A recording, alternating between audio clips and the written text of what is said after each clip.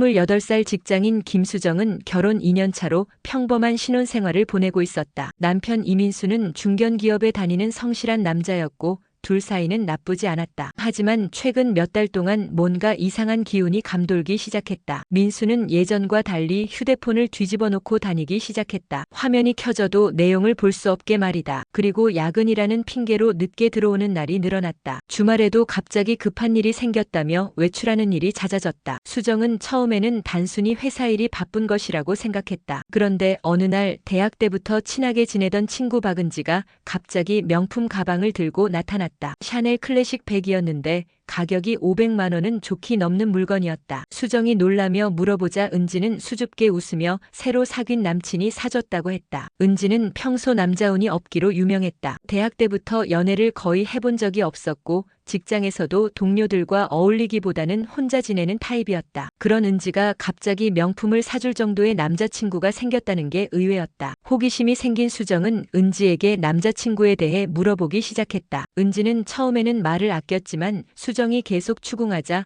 조금씩 이야기를 하기 시작했다. 키 178cm, 건설회사 다님, 축구 좋아함, 술은 소주파. 들으면 들을수록 민수의 특징과 정확히 일치했다. 더 충격적인 건 은지가 말하는 데이트 장소들이었다. 민수가 야근한다고 했던 날들과 은지가 남자친구와 만났다는 날들이 완벽하게 겹쳤다. 심지어 은지가 보여준 선물들, 목걸이, 반지, 향수 모두 민수가 최근에 카드로 결제한 내역과 일치했다. 수정은 믿고 싶지 않았지만 점점 확신이 들기 시작했다. 민수가 바람을 피우고 있고 그 상대가 바로 자신의 절친한 친구라는 사실을 받아들이기 어려웠다. 하지만 증거는 너무 명확했다. 그날부터 수정은 탐정이 되었다. 민수의 행동을 세밀하게 관찰하기 시작했고 은지와의 대화에서도 단서를 찾으려 노력했다. 민수의 옷에서 낯선 향수 냄새가 났고 은지가 쓰던 향수와 똑같았다. 민수의 차에서는 은지가 즐겨 먹는 특정 브랜드의 사탕 포장지가 발견되기도 했다. 결정적인 순간은 어느 목요일 저녁이었다. 민수가 또 야근이라고 하며 늦게 들어온다고 연락했을 때 수정은 은지에게 전화를 걸어보았다. 은지는 남자친구와 데이트 중이라며 통화를 피했다. 수정은 더 이상 참을 수 없어서 민수의 회사 근처로 향했다. 회사 주차장에는 민수의 차가 없었다. 수정은 직감적으로 시내의 한 호텔로 향했다. 그곳은 은지가 예전에 특별한 날에 가보고 싶다고 했던 곳이었다. 과연 호텔 주차장에 민수의 차가 있었고 몇 시간을 기다린 끝에 민수와 은지가 함께 나오는 모습을 목격했다. 두 사람은 자연스럽게 손을 잡고 걸었고 민수는 은지의 머리를 쓰다듬어 주기도 했다. 완전히 연인 사이의 모습이었다. 수정은 핸드폰으로 사진을 찍었고 그 순간 모든 게 무너지는 것 같았다. 집에 돌아온 수정은 이혼을 결심했다. 변호사까지 찾아가서 상담을 받았고 재산 분할과 위자료에 대해 알아보았다. 은지와는 당연히 연락을 끊었고 민수에게는 아무것도 모르는 척하며 증거를 더 모았다. 그런데 일주일 후 뜻밖의 인물이 수정을 찾아왔다. 바로 수정의 어머니였다. 어머니는 심각한 표정으로 앉더니 뜻밖의 말을 꺼냈다. 모든 게 자신이 꾸민 일이라는 것이었다. 어머니는 처음부터 민수를 못마땅해 했다. 집안 배경도 별 볼 일 없고 수입도 그저 그렇고 무엇보다 수정이 상속받을 부동산을 노리는 것 같아서 마음에 들지 않았다. 그래서 민수의 뒷조사를 했고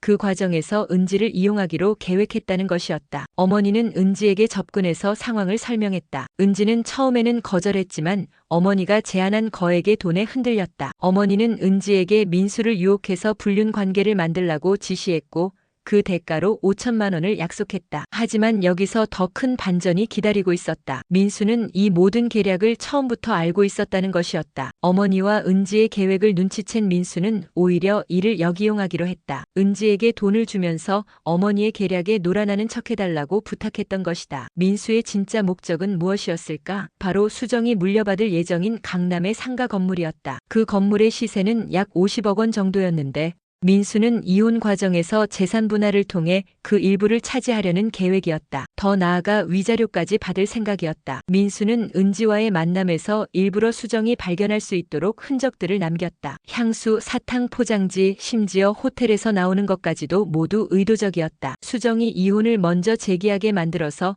자신이 피해자인 것처럼 보이게 하려는 전략이었다. 하지만 민수가 미처 계산하지 못한 것이 있었다. 바로 어머니와 은지 사이의 거래였다. 어머니는 은지에게 모든 과정을 녹음하라고 지시했고 은지는 민수와의 대화를 모두 기록하고 있었다. 민수가 자신의 진짜 목적을 털어놓는 장면까지도 말이다. 결국 모든 진실이 밝혀지는 순간이 왔다. 어머니가 모든 증거를 가지고 수정에게 나타났고 은지도 함께 와서 민수의 진짜 계획을 폭로했다. 민수는 자신이 역공을 당했다는 사실을 깨닫고 당황했지만 이미 늦었다. 수정은 이 모든 상황에 충격을 받았다. 남편의 배신, 친구의 배신, 어머니의 개입, 그리고 복잡하게 얽힌 속임수들. 믿었던 모든 사람들이 각자의 이유로 자신을 이용하려 했다는 사실이 가장 충격적이었다. 하지만 수정은 이 모든 일을 통해 한 가지 깨달음을 얻었다. 진짜 문제는 바람 피우는 남편도 배신하는 친구도 간섭하는 어머니도 아니었다. 바로 자신이 너무 순진했고 주변 사람들을 맹목적으로 믿었다는 것이었다. 결국 수정은 민수와 이혼했다. 하지만 재산 분할에서는 민수의 계략이 밝혀졌기 때문에 수정이 유리한 위치에 섰다. 은지와는 연락을 끊었고